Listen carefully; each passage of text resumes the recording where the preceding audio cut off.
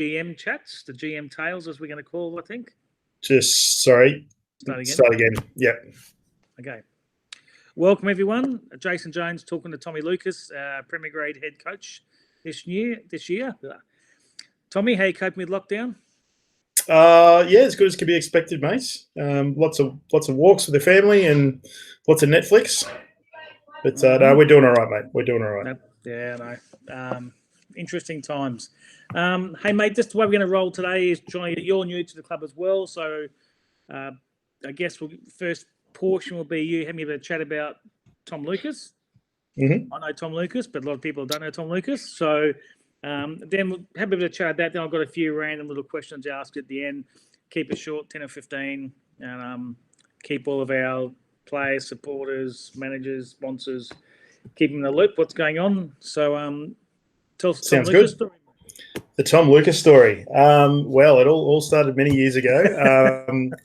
I grew up in Sydney, so Sydney boy originally. That's where I first started playing rugby as a 7-year-old. I played soccer in the under sixes, but they stuck me at goalkeeper because I kept tackling people, and that didn't even stop me. So doesn't work, does it? No. So on to rugby from under sevens. Went to Epping Boys High in Sydney. It's a reasonably well-known rugby school, and Eastwood Rugby Club's just down the road. So played all of my junior and Colts footy at Eastwood. Question: yes. What position did you play coming through schoolboys and stuff? Mate, I like the short little fat kid that I was. I think I spent pretty much my entire career in the front row of various flavours. I think I've played every position on the field at least once. So for certain games when we were going to win by a comfortable margin, I'd convince the coach to stick me somewhere. But no, mate, I was always short and fat. So front row, it was always going to be. Nothing wrong with that. No, not at all. Not at all. So played Colts at Eastwood when I was 20 and going up into seniors. I think I had about 5 or 6 Wallabies and Waratahs ahead of me in the pecking order. So looked elsewhere and had a couple of mates who were playing at Penrith at the time, and got into the Penrith first grade team in my first year of grade. So played 3 seasons shoot shield at Penrith, then went over and tried my hand at the overseas thing and played in the national leagues in the UK and in the Canadian Super League. And then, oh, mate, amazing. Good fun. England left a really good impression on me. Obviously a much more forwards orientated game over there. So got to learn my technicals, a lot better than I've been coached in Australia. And Canada was an amazing experience as well. So being in the national comp, we got to fly all over Canada, play games, had some amazing experiences there. Canada's an awesome country. Even took my wife back there for our honeymoon. Nice. Met up with some of the boys on that trip. So I played in Calgary. Right. So just on the prairies there, just the other side of the Rocky Mountains. Did you get to Banff? Oh, mate, did I get to Banff? I played in the Banff Sevens, which my club won. Went for a swim in the river as the tradition dictates. Nice mate, that is the most beautiful rugby pitch I've ever seen. So look it up online. It's a rugby pitch in the middle of the Rockies. I think, I have vivid memories of looking up and having these, thousands of meters mountains surrounding the pitch and these huge pine trees, and there's bloody moose bounding across the field, and it was amazing. Yeah. It's I worked in the ski fields there. I don't know how I got there, but you and every other Aussie, mate. Yeah, no, I think the whole ski village was Kiwis or Aussies, and I can't ski, so it was interesting. But Banff is just middle of winter. Banff Springs Hotel, like, just ridiculous. Like, as you say, you're in a bar and there's a moose walking down the main street, and you're sort of going, "That's not even funny. That's stupid." So sorry. Carry on. Yeah. Detour. No, where was I? So Canada. So came back to Australia in end of 2005 from overseas. And was actually due to go back and do a stint in Italy, and then ended up getting into the graduate program for Cadbury Schweppes. So about that time, I sort of decided to focus a bit more on my work career. And that's actually what brought me to Melbourne. So with that grad program, I moved to Melbourne at the start of 2006.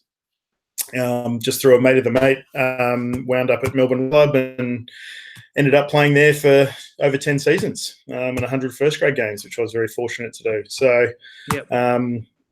so ended up retiring only a couple of years ago, I think 2017, 18, can't even remember, was my last season. 2017 was my last season. And though the mind was willing, mate, the body was definitely not. So it told me in no uncertain circumstances that it was time to hang out the boots. And then decided to get into coaching in 2019. Can't remember what year we're in now with lockdown. 2019. And coached the second grade team at Melbourne before winding up on the doorstep of Melbourne Uni, mate. Right. And what's your role when you? I'm interested about the Cadbury role. What sort of role were you doing in that? So the grad program was a sales and marketing stream. So the grad rotated 3 rotations through Cadbury corporate offices. So I did a sales, a marketing, and a field manager role. And then worked in marketing there at Cadbury for a number of years, 7 or 8 years, and then at Telstra for a few years, and then now I work in sales and account management for an app development company. Many skills, Tommy. And who says props aren't smart, mate? Exactly. Mate, exactly. Oh, there you go. Bit of trivia for you, mate. I won the chase, and the governess said exactly that, mate. She said that I'm breaking down the barriers and the stereotypes about dumb rugby players. I never say a thing, mate, but I support you, mate. I'm one of you. Okay, I guess first one of my mandatories is, you've sort of touched on it. Well, how did you end up at Melbourne Uni Rugby? This handsome smiling face in front of me has a lot to do with it. So for those that don't know, Jason used to be my coach many moons ago. Exactly, when I was playing. So there you go. That's how much. Excuse the child sacrifice in the background, mate. That's one of the joys of being at home in ISO. I like it. It does. Anyone who's had a phone call with me will have heard that sound. So okay, I promise it's all above board. I guess the big question is, what's your why? Why do you you're fairly new to coaching, but you've got a heap of experience as a player. And I know why I chased you. I saw some things when I saw at Melbourne as a person, but also as a rugby player. I thought you'd be a magic fit for the club. But tell us why you coach. Look, a big part of it is, it's sort of some of those intangibles about what makes rugby such an amazing sport. So I guess the why is I love being involved in rugby. I love all of the on-field stuff, so the strategy and the tactics, and trying to outthink your opposition as part of outplaying them. But I guess underlying all of that is all of the things that make rugby great. So one thing that I'm very passionate about as a coach is, it's about on-field performance, and it's absolutely about winning games.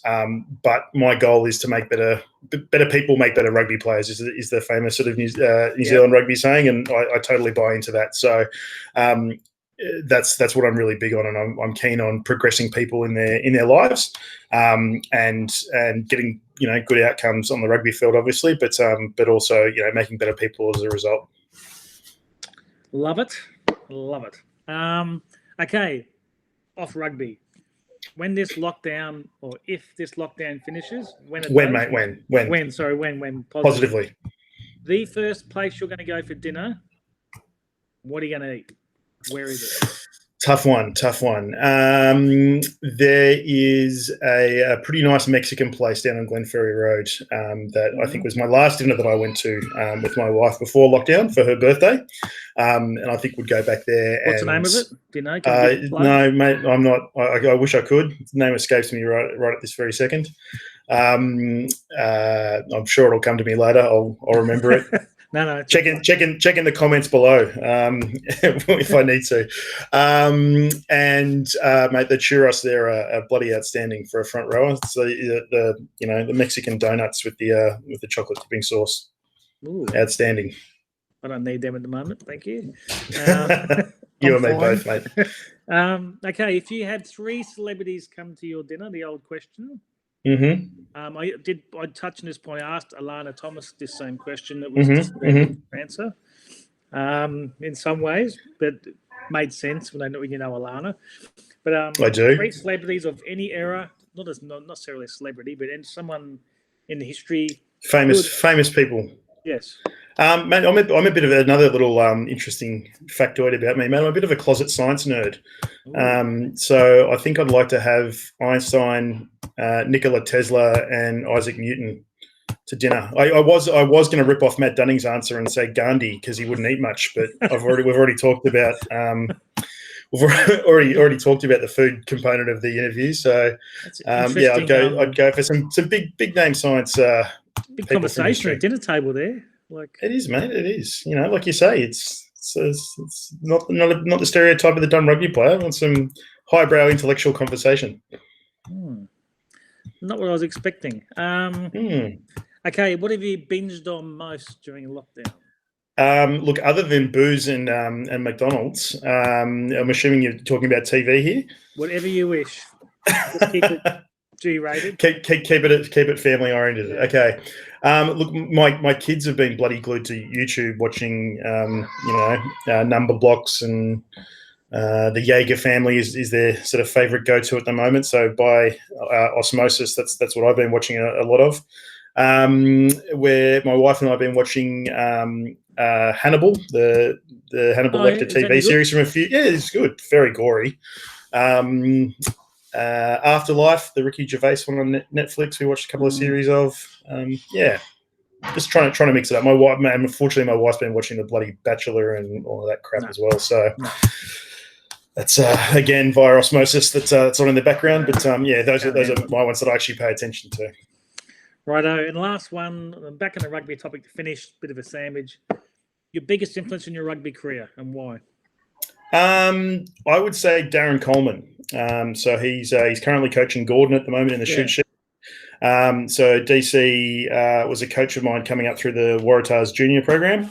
And then he was the one who got me over to Canada to play over there. So I played in a room there. He came back to Australia and coached at Penrith. So I played for him there. And probably one of the best, if not the best coach I've had in terms of his player management skills, but also his ability to break down the game into its aspects. And you always knew exactly what was expected of you as a player. You always knew what your work-ons were and what you needed to improve. So DC definitely would be my biggest influence. And are they some of the traits as a coach you want to try and bring into your coaching career? Because no, it's early on in yours, but are they some of the traits you're going to try and bring through? Absolutely. So, Shawnee will be able to attest to this. Is that I've shamelessly borrowed a lot of DC's techniques, and even in coding Shawnee's video games for him from his shoot shield games. Being really clear on the breakdown of the game, how he performed overall, what his work-ons are. Those are all aspects of that I've thought little tips and tricks that I've learned along the way. Would absolutely be looking to bring those into Melbourne Uni from this year on.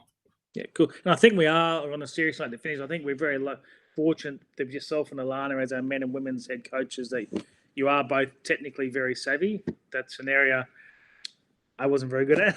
I was much more on the ground, but I think that's the way rugby is. It's all very technical now. You've got your video analysis and all the other stuff as well. So I think we're so fortunate to have you and Alana on board, and I think it's the exciting times ahead for us with people like yourself on board. So thank you. Welcome to the club, Tommy. Thank you, mate. Great to be here. It's very enjoyable, the little bit of rugby that we did get in this year. Yes, and those few weeks. Looking forward to building on that into next season. Big plans ahead. Well, you take care, mate, and we'll be hopefully see you on the grass. Sounds good, mate. Thank you. Good to chat. See ya. Bye. Cheers. Okay. Done? Yeah, let me just stop recording.